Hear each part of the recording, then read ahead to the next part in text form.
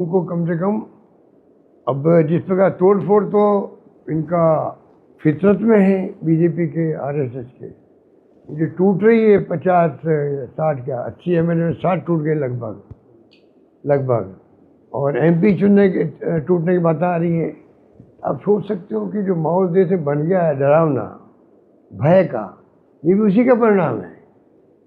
ये जो बीजेपी और एनडीए गवर्नमेंट का जो भय आतंक है देश के अंदर, उसका परिणाम है कि भाई कभी भी सरकार कुछ भी कर सकता है हमारे लिए। ईडी भेज देंगी, सीबीआई भेज देंगे, गलत सलत कुछ नहीं देते वो लोग, बेचते हैं तो बेच देते हैं, टारगेट बना के बेचते हैं।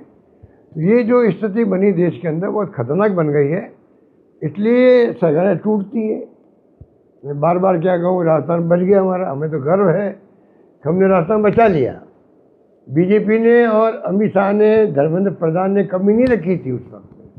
हमारे विधायकों की मीटिंगें उनके घर में होती थी, मानेसर से जाते थे वहाँ पर, इसी धर्मेंद्र प्रधान के घर जाते थे मीटिंग, अमित शाह जी वहाँ आते थे। इतना बड़ा इन्होंने षड्यंत्र किया, उसको हमने एक्सपोर्ट कर दिया। इनको 2 हवलदार भेजे यहाँ एमएलए को लेने के लिए, और 2 हवलदार में 1 हवलदार खाली गया, इनका एमएलए गई नहीं। तब इनको समझ में आ गई हमारे खुद के बीजेपी के एमएलए टूट रहे हैं, तो उल्टा नहीं हो जाएगा कहीं। तब डर के मारे फिर विड्रॉ हो गए। इसलिए इस तमाशा जो हो रहा है बंगाल में, हम तो उसको उसी जोड़ के देख रहे हैं, डर और भय है एमएलए के अंदर भी। हॉस्टेडिंग हो रही होगी जब कर्नाटका में, महाराष्ट्र में और राजस्थान में, मध्य प्रदेश में हॉस्टेडिंग हो सकती है। 50 करोड़ दिए वहाँ पे महाराष्ट्र के अंदर, ये सुनने में आता वहाँ। किससे कहते हैं 50 करोड़? 35 करोड़ के सौदे और जगह हो गए, दूसरी जगह पर। राजस्थान शहीद हुए, एडवांस दे दिए पैसे लोगों को, 10-10 करोड़ एडवांस दे दिए, वापस नहीं लिए।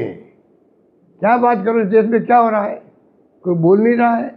युवा पीढ़ी जो है वो चिंतित नहीं लग रही मुझे।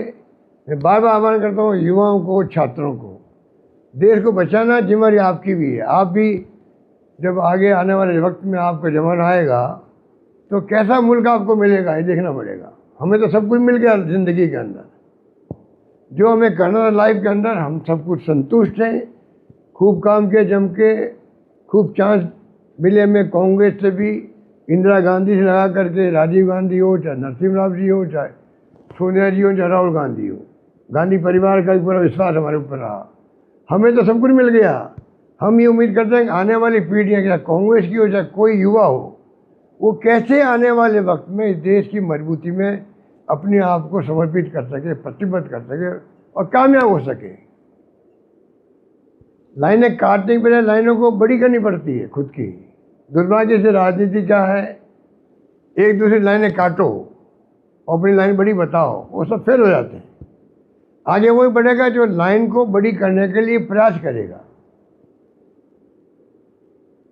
ये मेरा संदेश है सभी को। उनको चाहिए, नेताओं को भी, अपनी लाइनें बड़ी करने के लिए राजनीति कर दे, दौरे करे, गांव में जाए, गरीबों के बीच में जाए, गरीब बस्तियों में जाए, शेड्यूल कास्ट की बस्तियों में जाए। परंपरा थी कांग्रेस की, सब खत्म हो गई है।